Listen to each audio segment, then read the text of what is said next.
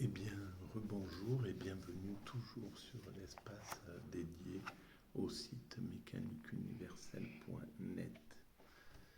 Le site qui essaie de démontrer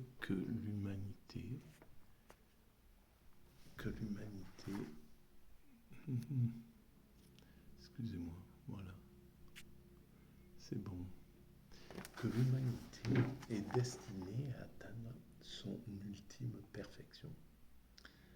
Alors cette ultime perfection, c'est la paix universelle, la fraternité, un fonctionnement totalement universel. Donc le degré au-dessus du fonctionnement national, du fonctionnement par nation, nous avons construit la structure pour fonctionner par-delà les nations en réalité. Avec l'Organisation des Nations Unies, c'est le tremplin pour aller vers l'universalité. C'est le chemin de l'humanité. Pour l'instant, c'est difficile de l'intégrer dans notre esprit, d'y voir un quelconque intérêt, mais parce que c'est quelque chose qui se réalisera peut-être dans 1, 2, 3 siècles, peu importe. Mais l'humanité atteindra ce degré de fonctionnement universel, de fonctionnement totalement écologique. Elle parviendra à ça, c'est sûr. Elle commence à s'intéresser à ce domaine et de plus en plus. Et elle reviendra au principe spirituel parce que la perfection, c'est l'extase facile, le nirvana, l'éveil, le samadhi, peu importe comment on appelle cet état de conscience absolue qui nous met en relation avec l'ensemble de la création. C'est un état de contemplation, de sagesse, et donc on va vers la sagesse, mais l'ensemble humain, c'est l'ensemble humain dans sa totalité qui évolue vers cet état de concrétisation. Et parce que sinon, à quoi servirait en fait que l'humanité se soit détachée des autres primates, se soit mis en œuvre de progresser, de tailler des silex, d'apprendre de développer un langage, de développer l'agriculture, la culture, la domestication, se répandre sur toute la planète, etc. Et puis à un certain moment, revenir vers son unité, parce qu'en fait c'est ce qu'on a fait, l'humanité est allée conquérir un peu tout, s'adapter à tous les espaces de l'humanité, de la planète. Les Inuits sur la banquise, les Bédouins dans le désert, ceux qui se sont enfoncés dans l'Amazonie, etc., etc. Et pendant longtemps, on pensait qu'on était différents, qu'on n'était peut-être pas de la même espèce, pas de même groupe, etc. Et maintenant, on sait qu'on n'est qu'une humanité. On sait depuis peu, on commence à avoir la conscience d'être sur un village planétaire, de faire partie d'un village, donc d'être fraternel en somme. On prend cette conscience-là, tout converge pour ça. La télévision nous montre les autres vivants tels qu'ils se... Dans leur quotidien, on se rend compte qu'ils ne sont pas différents de nous-mêmes, etc. On voyage, on peut maintenant... Il y a le tourisme qui s'est développé. Le XXe siècle a donné un essor énorme à cette évolution vers l'unité, avec l'Organisation des Nations Unies, qui est née d'une catastrophe, bien sûr, mais qui est là pour nous conduire à la paix. Pour l'instant, des êtres humains débordent, abusent l'ONU pour pouvoir faire la guerre, que ce soit les Américains avec l'Irak, les Russes avec l'Ukraine, etc. Donc c'est des abus de cette force qui est là pour la paix en principe. Mais bon, c'est quelque chose qui aura son temps. Dans quelques temps, ça sera condamné et l'ONU prendra vraiment sa dimension, la dimension qu'elle doit avoir. la dimension du père des nations, d'un père juste, absolument bienveillant, qui ne privilégie pas un de ses enfants sur l'autre, etc., qui ne laisse pas un de ses enfants maltraiter son frère. Tout ça, c'est quelque chose vers lequel nous allons. Bref. Et on voit que tout converge vers ça. Les réseaux sociaux tissent une toile. La mode est devenue la mondialisation. Elle s'est faite sur les valeurs du matérialisme, sur les valeurs qui pouvaient fédérer l'humanité. La mode, la musique, la chanson, etc. Voilà des choses comme ça. Le tourisme, l'école, les universités. Tout ça fédère l'humanité parce que c'est le matériel qui pouvait fédérer là où ni le spirituel ne pouvait le faire, parce qu'il aurait fallu que toutes les religions décident, quand on a commencé la mondialisation dans les années 90, que si ça avait été une mondialisation spirituelle, il aurait fallu que les spirituels, que les chefs de toutes les spiritualités disent, bon ben ok, on fait une mondialisation spirituelle, ou alors que ça soit les politiques. Bon ben d'accord, on se réunit tous et on trouve un point commun et on fait une mondialisation politique. Et c'était pas possible parce qu'il y avait les libéraux d'un côté, ceux qui voulaient préserver la théologie, ceux qui voulaient garder un peu du communisme, ceux qui voulaient de l'anarchisme, enfin bref, il n'y avait pas consensus. Le seul qui pouvait faire consensus, c'était le marché. Parce que sur le marché, on ne discute pas, on s'habille. Voilà, si les marchands donnent. Donc, c'est les marchands qui ont fait ce truc-là. Ils ont fait une mode, voilà, et de cette mode, eh ben, il y a des rappeurs chez les Inuits, dans l'Amazonie, chez les Touaregs, voilà, il y a eu la mode du rap, la mode de s'habiller comme ça, tout le monde s'habille un peu de la même manière. Les icônes ont été universelles, les Michael Jackson, voilà, ils se sont retrouvés, et d'ailleurs Andy Warhol avait compris ce mécanisme-là en mettant comme icône Marilyn Monroe, Mao, etc. Voilà. Alors pour démontrer cette théorie, je m'appuie, donc nous allons vers notre ultime perfection, l'extase facile, la béatitude, l'éveil, le nirvana. Je m'appuie sur des ouvrages de temps en temps. Et là, je suis à la bibliothèque de la faculté, et donc j'ai trouvé cet ouvrage, Les Vers d'or de Pythagore. J'ai commencé à les lire, c'est la 3e vidéo. Je vous engage à voir les autres vidéos, et je vous engage, si vous pensez que ce travail que je fais, ces propos qui sont atypiques, hein, qui sont l'œuvre d'une pensée atypique, c'est-à-dire voilà, mon psychisme fonctionne sous la forme de l'autisme Asperger globalement. Je suis en train de découvrir ça. Et donc ça fait une pensée un peu atypique. Si vous pensez que ces idées ont un quelconque intérêt pour nos congénères, eh ben vous pouvez mettre des pouces, vous abonner, c'est gratuit, et ça fait avancer un petit peu, ça donne de la visibilité à ces vidéos. Laissez des commentaires, j'y réponds globalement tout le temps, et puis en parler autour de vous. Donc je reprends la lecture. Avant d'avoir, donc, n'accueille point le sommeil le soir sous la douceur de tes yeux, ne t'endors pas, n'accueille pas le sommeil sous la douceur de tes yeux avant d'avoir examiné chacun de tes actes du jour. En quoi ai-je commis une erreur? Qu'ai-je fait? Que n'ai-je pas fait qu'il me fallait faire? Voilà, fais un examen de conscience. Et c'est donc, en fait, ce travail de Pythagore, c'est un livre de sagesse, et qui vient longtemps avant ce qu'on appelle la naissance de la philosophie. C'est un philosophe déjà, mais c'est un philosophe qui est lié à la spiritualité, à la sagesse. On le retrouvera tout au long de la philosophie, ce courant-là. Mais voilà. Et donc, à mon sens, Pythagore,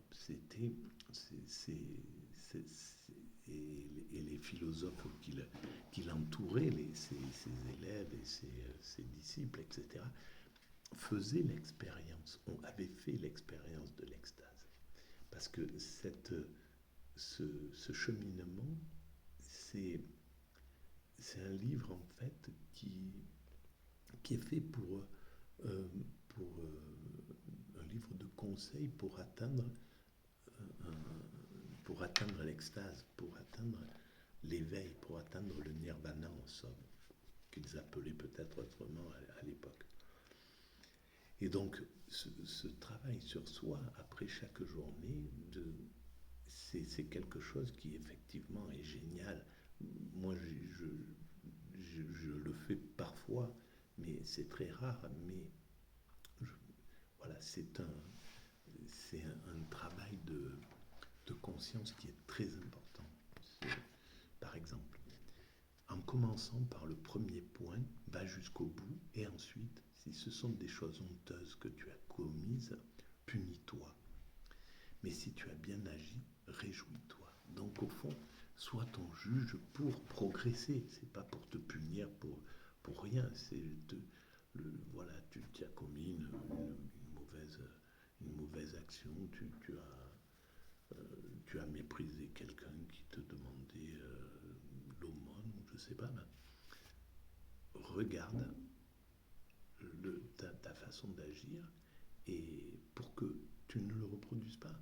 Si tu le regardes véritablement, tu ne reproduis pas. En définitive, si on se comporte comme des poulets, des poules, c'est-à-dire qu'on oublie aussi vite les actes qu'on fait, on les reproduit, les mauvais, comme on ne progresse pas. En réalité, cette introspection, elle est fondamentale pour pouvoir progresser, mais cette progression, elle a un sens. Elle doit t'amener à la sagesse. C'est ça, même si ce n'est pas dit textuellement à l'origine de ces vers. À ces choses, donne ta peine et ton application. Il faut que tu les aimes, ce que tu as bien fait. Réjouis-toi et aime ce que tu as bien fait pour les... Elles te placeront sur les traces de la divine vertu. Et là, il commence à parler de la divine vertu. Et c'est pas rien, la divine vertu. Ça veut dire que c'est un état vraiment particulier, c'est un état divin. Donc on peut être divin. Et tout le monde le sait, et toutes les grandes spiritualités, toutes les grandes philosophies savent que on peut devenir divin, en fait, qu'on est divin, mais on peut réaliser notre divinité, en réalité, à l'image sans doute, de quelque chose de ce qui a construit cette création. Donc elles te placeront sur les traces de la divine vertu. Oui, par celui qui, à notre âme, a transmis le quaternaire. Oui, par celui qui, à notre âme, a transmis le quaternaire. Le divin qui nous a transmis, alors le quaternaire, je ne sais pas ce que c'est, mais voilà, qui nous a transmis la source de l'éternelle nature. Le quaternaire, alors c'est peut-être la source de l'éternelle nature. Donc de l'immortalité, en somme. C'est pas l'immortalité, c'est pas de ne pas mourir, c'est de ne plus avoir la mort dans son esprit et donc dans son corps. On oublie, dans l'état d'extase, la mort disparaît, donc on n'a plus aucune crainte parce qu'on ne peut pas la visualiser, parce que la mort, quand on est vivant, elle concerne le futur, et dans l'état d'extase, on est dans l'immédiat absolu.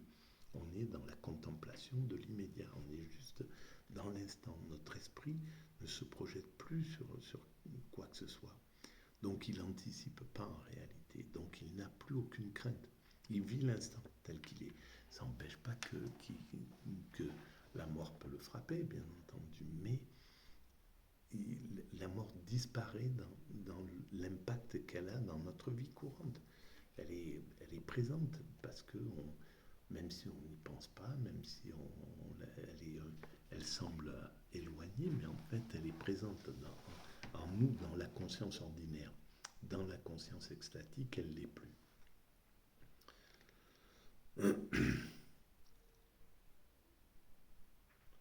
Source de l'éternelle nature, mais entreprend une tâche, après avoir prié les dieux de l'achever, est devenu, donc après avoir, donc rend hommage aux dieux. Voilà, tu es dans cette chose-là de m'aider à achever. Donc en fait, c'est l'humilité, c'est-à-dire, c'est pas, ce qui est vraiment lié à la toute-puissance, c'est pas moi. Je suis là, mais donc le divin est au-dessus de tout ça. Donc ça réduit mon ego, en fait. Et devenu maître de ces choses, tu sauras quelle est, des dieux immortels et des hommes mortels, la constitution. Donc, devenu maître de ces choses, maître de toi-même, si tu atteins cet état de maîtrise de toi-même, tu sauras quelle est des dieux immortels et des hommes mortels, la constitution, de quoi sont créés, de quoi est créé le divin, le principe créateur, et toi-même. Et on est constitué exactement de cette chose-là. On est constitué des particules élémentaires, et le divin, ce qui a créé cet univers et qui s'est inclus dans l'univers, c'est les particules élémentaires, le divin. Donc on est constitué de ce divin. Sauf que pour le ressentir, pour être au contact de ce divin, il faut qu'on soit dans l'état d'extase, dans l'état ordinaire de conscience. On n'est pas conscient qu'on est divin. Dans l'état d'extase, on est conscient qu'on est, mais c'est pas une conscience objective, c'est une conscience organique, intime. On sent qu'on est en osmose avec ce tout, donc avec ce tout est divin en réalité, puisque Dieu, il compose le tout, il ne peut pas avoir quelque chose qui est extérieur à Dieu. Il ne peut pas y avoir, sinon il serait pas, ça serait bizarre, quoi. Voilà, il aurait créé des choses extérieures à lui-même. Donc il est inclus dans toute chose, à travers les particules élémentaires, à travers les quarks, peu importe le boson de Higgs, dont on dit que c'est la particule de Dieu. Et jusqu'à quel point les éléments se séparent et jusqu'où ils se tiennent. Donc tu comprends la mécanique en fait de la chose. Et tu connaîtras dans la mesure de la justice que la nature en tout est semblable. Donc voilà, mais je le découvre en même temps, hein, mais c'est exactement. Donc il faut avoir fait l'expérience d'extase pour avoir compris intuitivement ce qu'il dit là. Donc mais comme Moïse, comme Bouddha, comme voilà tous ces grands révélateurs, ces éclaireurs en somme, ils ont fait l'expérience extatique pour expliquer les choses. Mais pareil pour Hegel, pareil pour Pascal, pareil pour etc. Et des centaines de milliers d'êtres humains qui, depuis la naissance de la civilisation humaine, ont fait l'expérience extatique. En sorte que pour toi, il n'y ait nul espoir de ce qui est sans espoir. Voilà. Il n'y a pas d'espoir de ce qui est sans espoir. Tu dois mourir, c'est sans espoir. Il n'y a pas d'espoir. C'est cette étape-là. On ne sait pas après ce qu'on devient. Là, en ce moment, la science est en train de montrer que quelque chose ne meurt pas en nous. Bon, voilà, mais peut-être que dans 50 ans, on montrera que l'âme existe, que ce que les religions avaient imaginé depuis 5000 ans est une réalité. Mais il faudra que la science le prouve pour que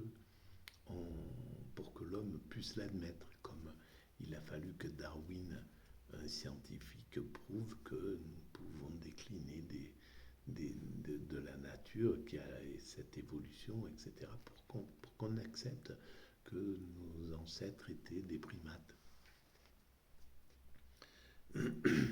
En sorte que pour toi, il n'y ait nul espoir de ce qui est sans espoir, et que rien ne se dissimule. Dans cet état d'extase, on est au contact de la réalité. Tout est éclairé. Et quand on parle de l'éveil, ça veut vraiment dire, c'est-à-dire on est conscient mais conscient organiquement, c'est pas intellectuellement, c'est pas de l'intellect. Et tu sauras que les hommes ont les mots qu'ils ont eux-mêmes choisis. Voilà. Ben, c'est clair que, et ça, l'humanité va devoir le comprendre. Les mots que nous vivons, là, la guerre par exemple, nous l'avons choisi. C'est pas le progrès qui est en cause. C'est ce que nous choisissons exactement ce que nous faisons. Nous choisissons de penser, de faire penser à l'humanité qu'il faut travailler comme des malades et puis négliger les temps d'existence. Par exemple, bon voilà, on finit cette existence et quasiment on n'est plus, on peut même pas aller vers la sagesse. L'Occident n'offre pas à l'humain le temps, à la fin de son existence, d'atteindre la sagesse. On ne lui donne pas ce moyen-là, donc on n'a pas compris. C'est des mots qu'on a engendrés nous-mêmes. L'épidémie de cancer, que l'Occident vit, c'est ça. C'est nous qui l'avons engendré. L'épidémie d'obésité, l'épidémie de problèmes psychologiques, etc. C'est l'Occident qui l'engendre. C'est les dominants qui n'écoutent pas le peuple, qui s'écoutent eux-mêmes en réalité, qui prennent pas le soin d'interroger le peuple pour dire, puisqu'on est en démocratie, c'est vous qui êtes souverain, mon roi, peuple, mon roi, dites-moi ce que vous voulez, comment vous voulez vivre. Est-ce que le peuple dirait, on veut travailler jusqu'à 65 ans, puis peut-être 70, et puis on veut être maltraité comme ça, on veut être stressé, on veut recevoir ce type de choses que tu nous vends dans tes supermarchés, on veut que tu nous diriges comme ça pour qu'on passe par tel endroit pour acheter des choses qu'on n'a pas besoin, que tu nous manipules. Est-ce que on veut être manipulé par ta télévision? On veut que tu déclares des guerres sans nous demander notre avis? Jamais de la vie, tout ça. C'est des choses que si les dominants jouaient vraiment le jeu de la démocratie et qu'ils interrogeaient le peuple n'accepterait jamais un libéralisme tel qu'on le vit depuis le néolibéralisme. Jamais de la vie il accepterait de vivre ça. C'est parce qu'il nous entube, tout simplement. Il passe au-dessus de nos consciences. Et c'est parce que quand on va dans un supermarché, c'est parce qu'ils violent notre conscience qu'on ressort avec des choses qu'on n'avait pas besoin d'acheter. Parce qu'ils utilisent notre inconscient, ils violent notre conscience en réalité. Ils nous obligent à passer par tel mouvement, à mettre les choses plus bas, plus haut.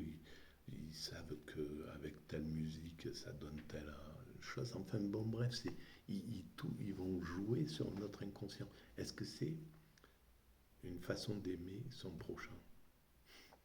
Et ils peuvent faire des publicités en disant nous, on aime nos clients, on aime les consommateurs, on aime... Non, pas du tout, c'est pas vrai. Si vous aimez, vous ne vous comportez pas comme ça du tout.